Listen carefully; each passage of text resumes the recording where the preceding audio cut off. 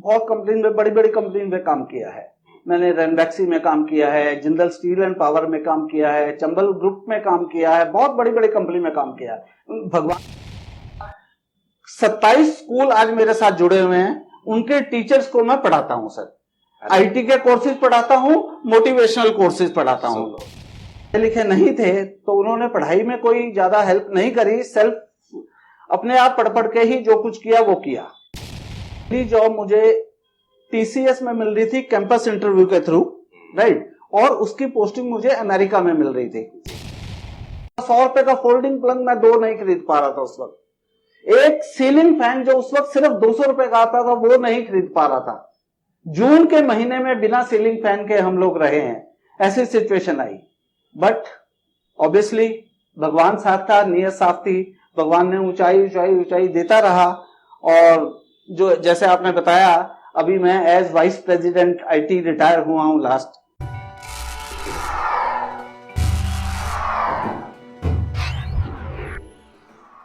कि इतनी सी बात हवाओं को बताए रखना, कि इतनी सी बात हवाओं को बताए रखना, और रोशनी होगी जरूर, चिरागों को जलाए रखना, और डरना नहीं जमाने के डर से, कि डरना नहीं जमाने के डर से, दिल में आशा की किरण जगाए रखना। नमस्कार दोस्तों, मैं हूं राजेश आर्य और आप देख रहे हैं मोटिवेशनल प्रोग्राम। जी हाँ, प्रेरक व्यक्तित्व प्रोग्राम। प्रेरक व्यक्तित्व प्रोग्राम में हम हमेशा एक प्रेरक पर्सनैलिटी से आपको मिलाते हैं, ऐसे व्यक्तित्व से मिलाते हैं जो देश और दुनिया को तो लाभ पहुंचा ही रहे हैं, और अब इस प्रोग्राम के थ्रू आपको भी लाभ पहुंचाने वाले हैं। ऐसे हैं हमारे खास व्यक्तित्व, जी हाँ, प्रेरक पर्सनैलिटी आज हमारे साथ हैं, जिनका नाम है राजकुमार जैन जी। उन्होंने शून्य से शिखर तक का सफर तय किया है। ऐसे में आज हमारे साथ स्टूडियो में मौजूद हैं, और आज उनकी मौजूदगी आपको भी बहुत ऊंचाइयों तक लेके जा सकती है, क्योंकि आप भी हमारे साथ इस प्रोग्राम को देख के बने हुए हैं। सबसे पहले उनका स्वागत है सर। नमस्कार। नमस्कार सर, आज आप हमारे स्टूडियो में आए, इसके लिए हमारा पूरा स्टूडियो आपका बहुत बहुत स्वागत करता है। धन्यवाद धन्यवाद। हम चाहते हैं, आज तक आपने 2000 से ज्यादा टीचरों को मोटिवेट किया है। यस। 7-8 हजार स्टूडेंट को मोटिवेट किया है। बहुत सारी चीजें उन्होंने सिखाई हैं, और बहुत बड़े लेवल तक उन्हें पहुंचाया है। जैन साहब के बारे में मैं आपको बता देता हूं कि कितने सारे लोगों को इन्होंने मोटिवेशन दिया है, और वो भी उन लोगों को मोटिवेशन दिया है जो हमारे देश की शिक्षा नीति में है। जी हाँ, मैं बात कर रहा हूं शिक्षकों की। शिक्षकों को इन्होंने इतना मोटिवेट किया है, वो अपने आप में ही गुरु होते हैं, अपने आप में ही बहुत सारे लोगों को सिखाते हैं, लेकिन उनको सिखाने वालों में से एक हैं जैन साहब। वो हमारे साथ हैं। सबसे पहले उनसे जानते हैं कि सर, आपने जो ये शून्य से शिखर तक का सफर तय किया है, इसकी शुरुआत कहां से हुई? आप कहां से बिलोंग करते हैं? पहले आप हमें ये बताएं। राजेश जी, मैं एक बहुत ही छोटे गांव से बिलोंग करता हूं। लुधियाना जिले में हलवारा नाम का एक गांव है जी। बहुत छोटा सा गांव है। वहां पिताजी की परचून की दुकान होती थी जी। और मुश्किल से आप कह लीजिए गुजारा चलता था। सर, वहां अपनी जमीन थी, अपना घर था? घर अपना था, दादाजी का घर था जी। बट वो बिल्कुल गांव टाइप का घर था। ज्यादा उससे कोई इनकम नहीं होती थी, ना तो घर से होती थी ना दुकान से, बस गुजारा भगवान की दया से चल जाता था। शुरू में 5 साल की उम्र में बच्चे को एडमिशन दिया जाता है किसी भी क्लास में, लेकिन मुझे 5 साल हो गए, एज 6 साल हो गई, 7 साल हो गई, मुझे एडमिशन नहीं मिला। आप कहेंगे क्यों? पिताजी चाहते थे कि मैं सेंट्रल स्कूल में दाखिला मिले मुझे। उनके थोड़े से ख्वाब कह लीजिए ऊंचे थे, तो सेंट्रल स्कूल में मुझे दाखिला नहीं मिल रहा था। गांव के एक स्कूल में मिल रहा था, बट समहाउ 7 साल के बाद मुझे मिल गया। तो वहां के जो प्राचार्य महोदय थे वो थोड़ा सा इतना इम्प्रेस हुए कि उन्होंने मुझे पहली और दूसरी क्लास 1 साल में करवा दी, तीसरी और चौथी 1 साल में करवा दी। तो इसलिए वो 2 कवर हो गए, 2 साल हमारे कवर हो गए। लेकिन फिर भी ऐसा करते करते फाइनेंशियली हम लोग बहुत वीक थे। मतलब कुछ भी, साइकिल भी होती थी तो वो टूटी हुई साइकिल मुश्किल से काम उससे चलाते थे। हमारी दुकान पे कई रईस अपनी गाड़ियों में आते थे, स्कूटर पे आते थे। मुझे देख के उनको लगता था यार इनके पास गाड़ियां हैं, क्या मेरे पिताजी के पास गाड़ी नहीं हो सकती क्या? सोचा करते थे। और वैसा वर्षा ये भी था कि वो जो बच्चे या उनके पेरेंट्स गाड़ियों में आते थे, उन्हीं की क्लास में, उनके बच्चों की क्लास में मैं पढ़ता था। मैं भगवान की दया से हर क्लास में टॉप करता था। उनको थोड़ी ईर्ष्या भी होती थी, ये दुकानदार का बच्चा टॉप कैसे कर रहा है, इसको तो, इसकी तो कोई बैकग्राउंड नहीं है, इसको तो फिर भी लेकिन हर क्लास में टॉप कर रहा है। खैर एनीवे, वो सब हुआ। करते करते किसी तरह हमारी 11th क्लास पास हो गई, 12th क्लास पास हो गई। सर ये आपने 11th 12th वहीं गांव से किया? वहीं गांव से किया, उसी स्कूल से, सेंटर स्कूल से, एक ही स्कूल में, पहली क्लास से 12वीं तक उसी स्कूल से किया मैंने। जैसा आपने बताया कि घर की परिस्थितियां अच्छी नहीं थी, हाँ, फाइनेंशियली सिचुएशन इतनी ठीक नहीं थी, ऐसे में सर आप कितने भाई बहन थे? हम 4 भाई बहन है मुझको मिला के जी। बट चारों ठीक है, अपना अपना पढ़ लिए।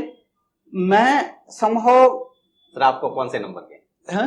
मैं पहले नंबर पे हूँ। अरे वाह, सबसे बड़े यहाँ पे? सबसे बड़ा हूँ, और उसके बाद 2 बहनें हैं, उसके बाद एक भाई है। मैं अपने तजुर्बे से कहूँ कि जो घर का बड़ा बेटा होता है उस पर घर की जिम्मेवारियां भी होते हैं, वो हमेशा माँ बाप के काम में हाथ बटाता। तो क्या आप भी पापा के साथ दुकान चलाते थे? मैं बिल्कुल सर, पापा की दुकान में मैं 8 घंटे, मैं स्कूल के टाइम के बाद भी कम से कम 6 घंटे काम करता था। उनके काम में पूरा हाथ बटाता था, हर सामान का हिसाब किताब रखता था पूरा। मतलब उनके काम में जैसे एक सेकंड आदमी होता है, घर का दूसरा मेंबर होता है, दुकान में 2 आदमी चाहिए, तो वो दूसरा आदमी का कार्य मैं करता था। इसके अलावा पढ़ाई का भी पूरा करना होता था मुझे। तो माता पिता ज्यादा पढ़े लिखे नहीं थे, तो उन्होंने पढ़ाई में कोई ज्यादा हेल्प नहीं करी, सेल्फ अपने आप पढ़ पढ़ के ही जो कुछ किया वो किया। सर ऐसे में जब हमारा एक बैकग्राउंड ऐसा होता है जिसमें ज्यादा पढ़े लिखे लोग नहीं हैं, तो पढ़ाई लिखाई को ज्यादा महत्व भी नहीं करते, आपको ये मोटिवेशन कहाँ से आया कि मुझे पढ़ना लिखना है, मुझे कुछ बनना है? यस, मैं राजेश जी आपको क्या बताऊं कि मैं अपनी पूरी फैमिली हिस्ट्री में, पूरी जी, मैं दादा या परदादा से लेके आज तक, अपनी जनरेशन तक ले लूं तो मैं अकेला व्यक्ति हूं जो जॉब में हूं। अरे बाकी सारे अपना छोटा मोटा ऐसे ही बिजनेस कर रहे हैं। मेरे ताया जी, चाचा जी और मामा जी और कोई भी साइड से ले लीजिए, सब अपना छोटी मोटी ऐसी दुकान या कोई ऐसा बिजनेस कर रहे हैं। मैं अकेला ऐसा व्यक्ति था कि मुझे ये थी कि मुझे बिजनेस, ये दुकान तो नहीं करनी, बिजनेस करना है तो एक बहुत बड़ा बिजनेस करना है, रिलायंस टाइप का बिजनेस करना है, ये मतलब मन में आता था। तो मैंने कहा मैं जॉब करूंगा। तो हमारे कॉलेज से मैं पहला व्यक्ति, हमारे स्कूल से पहला व्यक्ति हूं जो इंजीनियरिंग कॉलेज में गया। सर इंजीनियरिंग कॉलेज भी वो जो उस पीरियड का सबसे बड़ा कॉलेज हुआ करता था? इंजीनियरिंग कॉलेज भी, यस, वो था जो जिसको बिट्स पिलाने के नाम से आज भी जाना जाता है।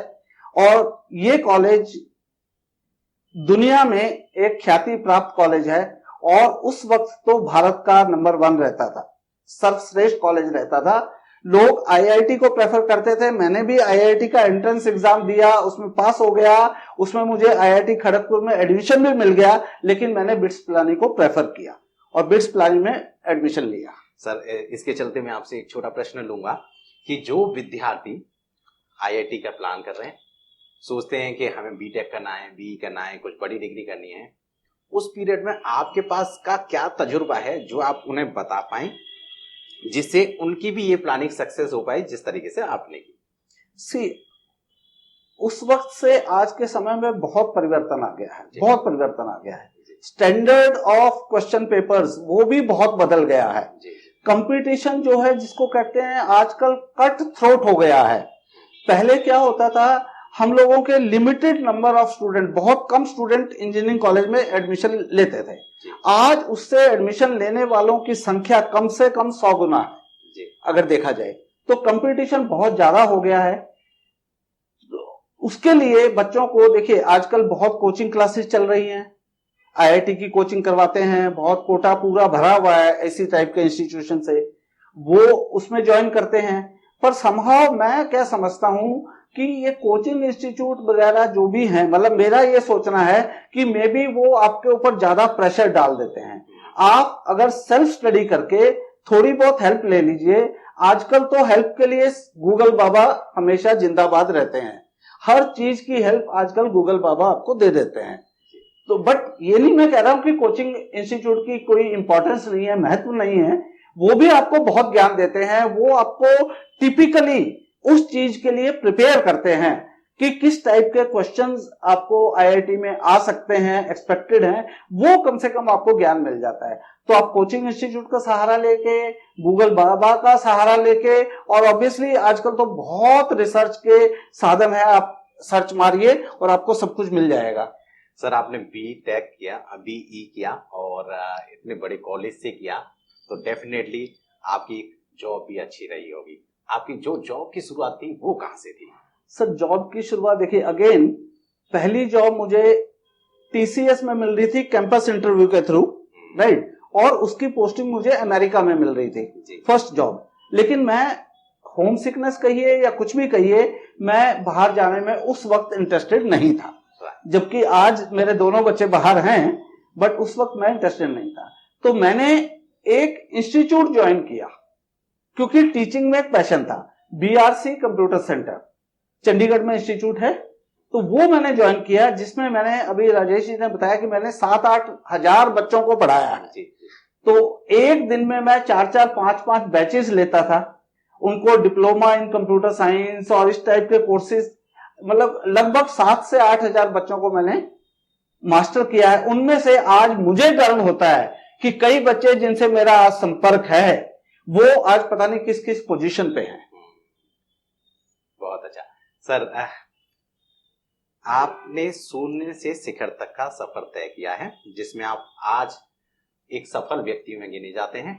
आपने लगभग 1 करोड़ एनएम की जॉब के साथ ड्रॉप आउट किया है, आपने रिटायरमेंट लिया है। आज आप बहुत अच्छी पोजीशन पे हैं, आपकी दोनों बेटियां दूसरे कंट्री में हैं, आप बहुत वेल सेटल्ड हैं। सफलता का ये शिखर आपने हासिल तो किया, लेकिन जीवन में जो परेशानियां आपको आई, हम उनके बारे में जानना चाह रहे हैं कि कभी तो आप टूटे होंगे, कभी तो सिचुएशन ऐसी रही होगी कि लगा कि नहीं मैं नहीं पहुंच पाऊंगा।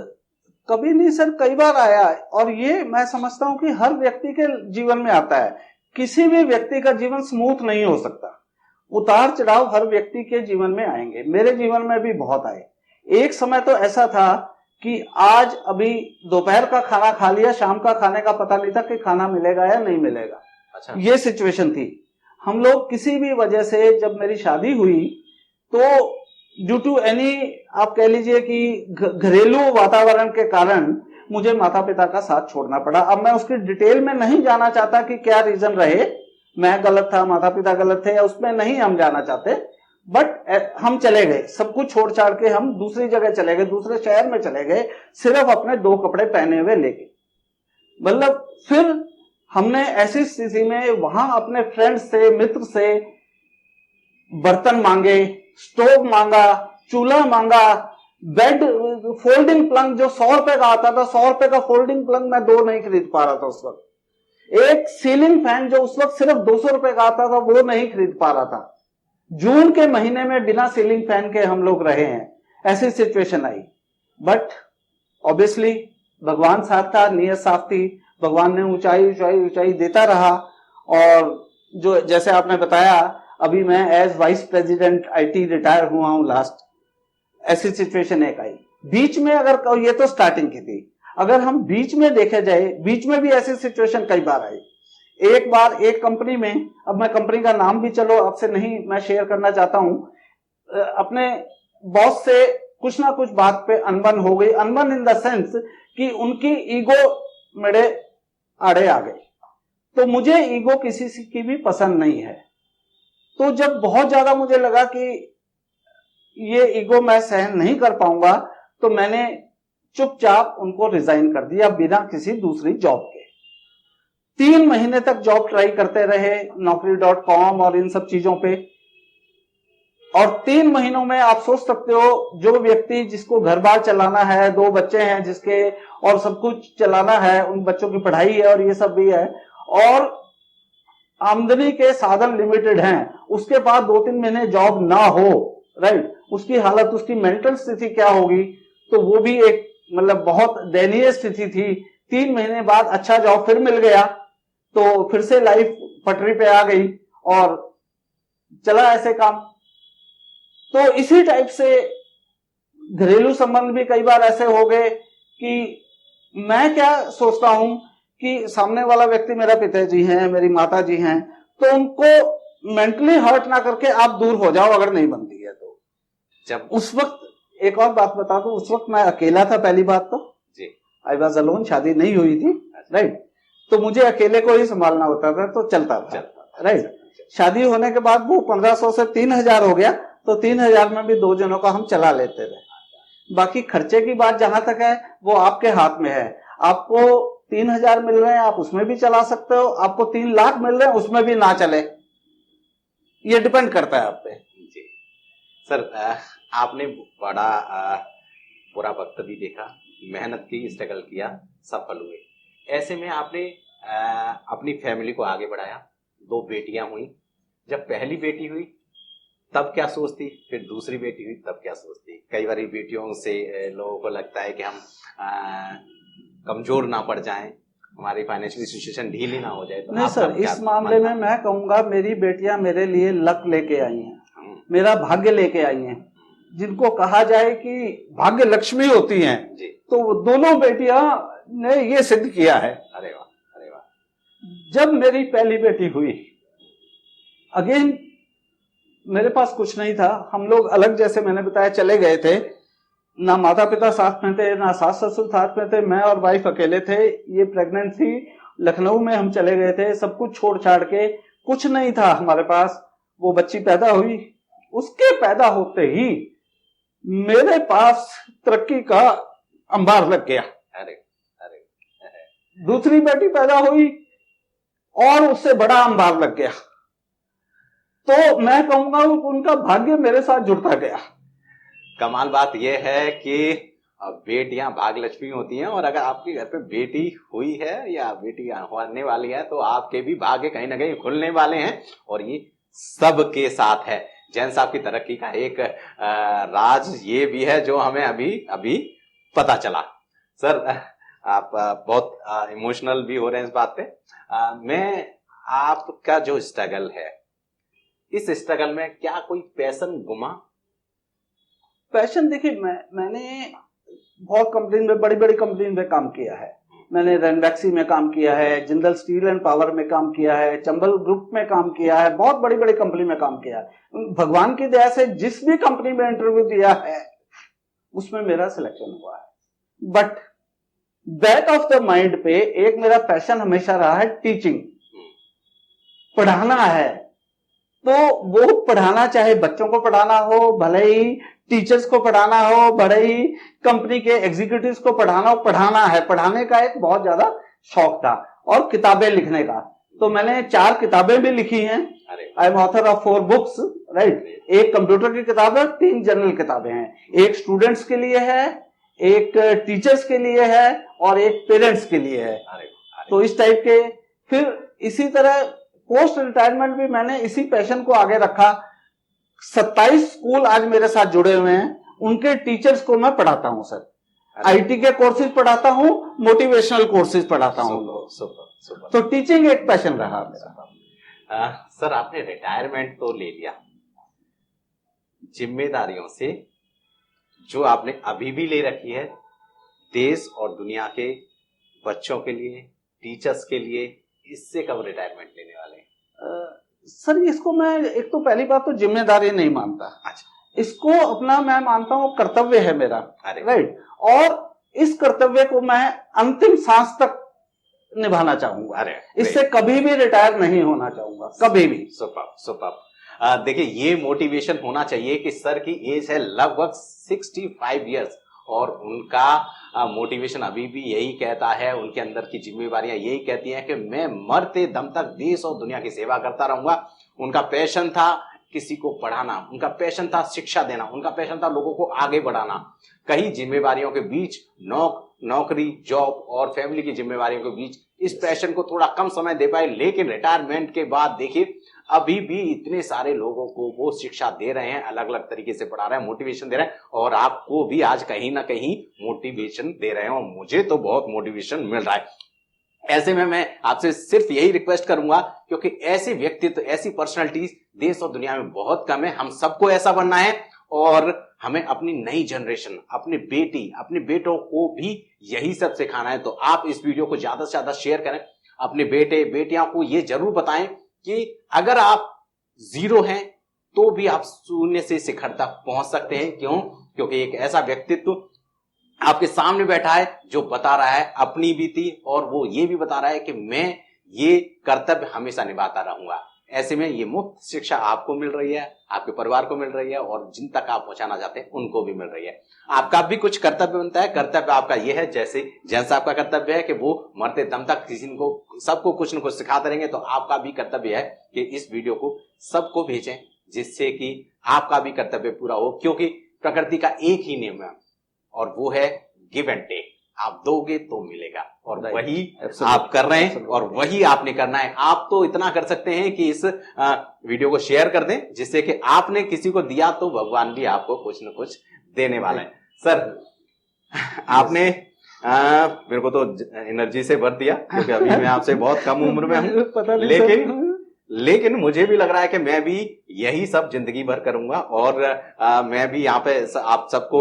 इस वीडियो के माध्यम से बताना चाहता हूँ कि मैं भी इस तरह की चीजें को करता रहूंगा, आप तक कुछ न कुछ अच्छा पहुंचाता रहूंगा। तो हम दोनों की खूब जमेगी इसका मतलब। अरे ऐसे में एक अच्छी बात और मैं आपको बता देता हूं कि सर के साथ हम एक पूरा सीरीज लेके आएंगे। सर विभिन्न टॉपिक्स पर मोटिवेशंस देते हैं, उन सारे मोटिवेशंस के टॉपिक को हम आपको फ्री ऑफ कॉस्ट यहीं ला के देंगे। तो आप इस चैनल को सब्सक्राइब कर लीजिएगा, यहीं पे बने रहेगा, जिससे कि सर की सारी मोटिवेशंस आपको भी मिलती रहे, क्योंकि मुझे लगता है कि इससे ज्यादा कुछ एनर्जी नहीं होती। सर, दुनिया की नजर में सफलता का मीनिंग सबका अलग अलग होता है। आपकी नजर में सफलता का मीनिंग क्या है?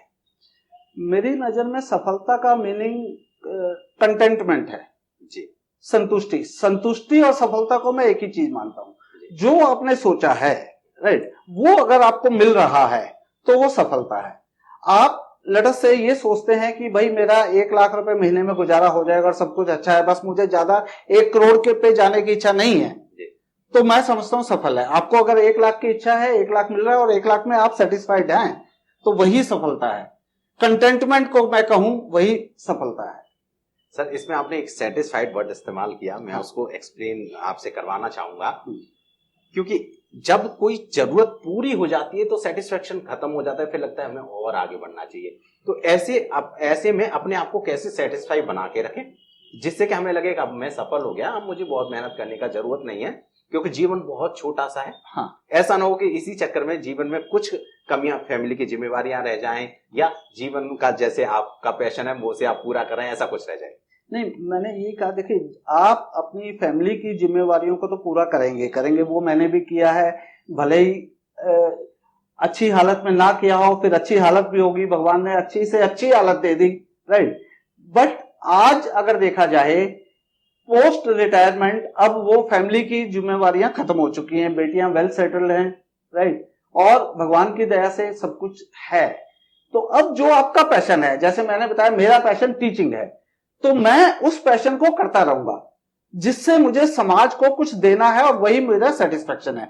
अगर समाज मेरे से कुछ ग्रहण कर पाता है, राइट, ना मुझे उनसे पैसे की इच्छा है ना कुछ और, अगर समाज मेरे से कुछ ले पाता है, कुछ मेरे से मोटिवेट हो पाता है, तो मुझे वही सेटिस्फेक्शन है, वही संतुष्टि है। आपको जब तक संतुष्टि नहीं होगी तो आप सफल भी नहीं है। तो आपको किसी जगह पर तो जाके संतुष्ट होना पड़ेगा। तो अपना क्राइटेरिया सेट कर लीजिए, क्योंकि जिस जगह पर आप अपना क्राइटेरिया सेट करके संतुष्ट हो जाते हैं, वही आपकी सफलता है, और वही आपकी जिंदगी का सुख है। सर, अंत में मैं चाहूंगा मेरे व्यूअर्स को कि आपकी बात सुनकर उन्हें जो अभी तक फील हुआ है, उस फील आउट को अच्छा बनाए रखने के लिए, हमेशा बनाए रखने के लिए आप और क्या क्या उनको देने वाले हैं? सर, अगेन आप फिर वही शब्द यूज करते हैं, देने वाला। मैं कुछ देने वाला नहीं हूं जी, राइट। मैं सिर्फ उनको ये बोल सकता हूं कि देखिए, अपने लाइफ में पहले अपना जो भी ध्येय रखे, ध्येय सिर्फ फाइनेंशियल नहीं होता, पहले तो ये समझना जरूरी है। आप अपना ध्येय रखिए, उस ध्येय को अचीव करने का कोशिश करिए, अपने लक्ष्य को प्राप्त करने की। Set your goals and try to achieve. और गोल्स जो आपके होने चाहिए वो बहुत जरूरी है, SMART होने चाहिए, स्मार्ट गोल होने चाहिए। स्पेसिफिक होना चाहिए, एम से मेजरेबल होना चाहिए, ए से अचीवेबल होना चाहिए। ये नहीं होना चाहिए कि पिताजी ने बच्चे को बोल दिया मैं आपके लिए कल चांद ला दूंगा, वो ला नहीं सकते पिताजी। अचीवेबल, SMART, रिलायबल होना चाहिए, एंड T मीन्स टाइमलाइन, एक फिक्स लाइन। भाई मैं आज घर लेना चाहता हूं, अगले 3 साल में अपना घर बना लूंगा, टाइमलाइन भी फिक्स होनी चाहिए। हर गोल स्मार्ट होना चाहिए, SMART, राइट। वो सेट करने के बाद उनको अचीव करने का कोशिश करो। उसके अलावा जब आप जॉब कर रहे हैं, राइट, बहुत जरूरी है आप किसी भी व्यक्ति की ना तो चुगली सुनो ना चुगली करो। ये कई बार बहुत नेगेटिव हो जाता है, नकारात्मक होता है। आप अपने काम से मतलब रखिए। आप अपनी कंपनी में अगर तो कोशिश करिए नई से नई चीजें आप खोज के अपनी मैनेजमेंट को कन्विंस करो ये चीज इंप्लीमेंट करनी है, नई से नई। मैंने कई चीजें नई से नई अपनी कंपनी में इंप्लीमेंट करी हैं, जो कभी अगले सेशन में हम लोग डिस्कस कर सकते हैं, बहुत सारा वो लंबा चौड़ा डिस्कशन है। तो आप कोशिश करिए नई से नई चीजें लाने की, ठीक है। और लास्टली मैं कहना चाहूंगा कि चीजों को देखने का नजरिया आपको बदलना होगा, बहुत जरूरी है। आपकी लाइफ में घटनाएं होंगी, घटना खराब भी होएगी, अच्छी भी होएगी, पर उस घटना को होने के बाद आपका नजरिया क्या है उस घटना को देखने का। मैं आपको छोटा सा एक उदाहरण देके खत्म करना चाहता हूं। सपोज एक परिवार में किसी की मृत्यु हो गई, मान लीजिए, ठीक है। वो ओल्ड आदमी था, बिस्तर पे रहता था, आपका इवन टॉयलेट और वो भी बिस्तर पे ही सब कुछ था, ठीक है। एक दिन उसकी डेथ हो गई। एक फैमिली तो ये सोचते हाय मर गया हमारा, ये हो गया वो हो गया, रोना पीटना चालू कर देते हैं। दूसरी फैमिली सेम सर्कमस्टेंसेस को ऐसे लेती है, अरे उसको मुक्ति मिली भाई, देखो सब लोग बाकी भी जो सेवा कर रहे थे उनको भी समय मिल रहा है, जाना तो सबको ही है। तो सोचने का नजरिया वो बहुत जरूरी है। दरिया समुद्र कभी भी वापस रिवर्स फ्लो नहीं करते, वो हमेशा आगे ही फ्लो करते हैं। तो हमें आगे ही देखना है, नजरिया अपना हमें पॉजिटिव रखना है, राइट। ये चीजें। थैंक यू सर हमसे बात करने के लिए और हमारे साथियों को, हमारे व्यूअर्सों को, हमारे दोस्तों को मोटिवेट करने के लिए। ये थे राजकुमार जैन जी, जिन्होंने जिंदगी का वो शिखर हासिल कर लिया है जिसके लिए सारी दुनिया परेशान रहती है। रही बात उनकी जिंदगी के सफर की, तो आपने जाना कि वो भी परेशानियों से गुजरे हैं, जिसको वो एक रास्ता मानते हैं जो सबके लिए है बना है, आपके लिए बना है, मेरे लिए बना है, हम सबके लिए इसी रास्ते से हमें जाके सफल होना पड़ता है। तो ऐसे में अगर आपके साथ कुछ घटनाएं घट रही हैं, परेशानी आ रही हैं, तो घबराने का जरूरत नहीं है, क्योंकि जैन साहब ने अभी हमें इतना मोटिवेशन दिया। और अगर आप चाहते हैं कि ऐसे ही मोटिवेशन से हमेशा के लिए जुड़े रहें, तो उनका पूरा सीरीज आप उनके साथ, हमारे साथ देखते रहेंगे इसी चैनल पर, क्योंकि हम पूरा सीरीज लेके आएंगे, उनकी एक एक घटना से वाकिफ होंगे, उनकी एक एक सफलता को डीपली जानेंगे, साथ में इंस्पिरेशनल मोटिवेशनल वीडियोस को भी देखेंगे, जिससे आपको पॉइंट टू पॉइंट सक्सेस मिलेगी। और ये चैनल आपके लिए खास इसलिए हो सकता है क्योंकि सिर्फ ये आपको नहीं, आपके पूरे परिवार को, आपके बच्चों को, आपके फैमिली मेंबर्स को, महिलाओं को, बुजुर्गों को एक वो मोटिवेशन दे सकता है जिसकी हमें, हमारे परिवार को, देश को, समाज को जरूरत है। थैंक यू सो मच हमारे साथ बने रहने के लिए। आप चैनल को सब्सक्राइब जरूर कर लें, क्योंकि ये वीडियो आपको सिर्फ यही मिलने वाली है। नमस्कार, बाय बाय, टेक केयर और बढ़े चलो।